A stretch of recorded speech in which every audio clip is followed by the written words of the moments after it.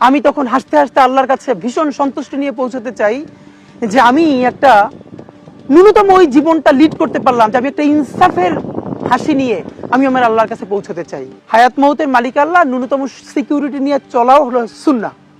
কিন্তু আমাদের লড়াইটা হলো, আমার মা স্বাভাবিকভাবেই কান্নাকাটি করেন, আমার পরিবার সবাই। তো আমি আমার মাকে বলেছি যে দেখো, মানে আমরা যে লড়াই নেমেছি, আমার একটা মনে হয় কি, কোনো রাজনীতিবিদের না বাসায় মৃত্যুটা হইতে পারে না, এটা কোনো ভালো মৃত্যু না।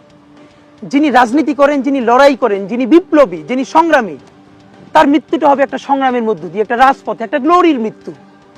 আমি তো ভীষণভাবে প্রত্যাশা করি, আমি ছোটবেলা থেকে এই স্বপ্নটা দেখি, অনেক জায়গায় বলেছি, যে একটা তুমুল মিছিল হচ্ছে অন্যায়ের বিরুদ্ধে, সেই মিছিলের সামনে আমি আছি, কোনো একটা বুলেট এসে আমার বুকটা হয়তো বিদ্ধ করে দিয়েছে, এবং সেই মিছিলে আমি হাসতে হাসতে আমি শহীদ হয়ে গেছি। এবং সবাই যখন মৃত্যুটাকে ভীষণ ভয় পায়, আমি তখন হাসতে হাসতে আল্লাহর কাছে ভীষণ সন্তুষ্টি নিয়ে পৌঁছতে চাই যে আমি একটা ন্যূনতম ওই জীবনটা লিড করতে পারলাম, যে আমি একটা ইনসাফের হাসি নিয়ে আমি আমার আল্লাহর কাছে পৌঁছতে চাই। সুতরাং আগামী 50 বছর বাঁচলাম, কোনো ইম্প্যাক্ট তৈরি হলো না আমারে দিয়ে, দেশের জন্য, রাষ্ট্রের জন্য, উম্মার জন্য, জাতির জন্য। কিন্তু আমি ধরেন 5 বছর বাঁচলাম, সেটার মধ্য দিয়ে যদি আগামী 50 বছরের ইম্প্যাক্ট তৈরি হয়, তাহলে অনেকদিন বেঁচে থাকায় কি সাফল্যের? বলেন। শহীদ প্রেসিডেন্ট জিয়াউর রহমান কয়টা দিন বেঁচেছেন, কিন্তু ভাবেন আজকে পর্যন্ত উনি আমার অনুপ্রেরণা। হাঁটতে হাঁটতে আমার পা ফুলে যায়, আমি, আমার টিম, সেদিনকে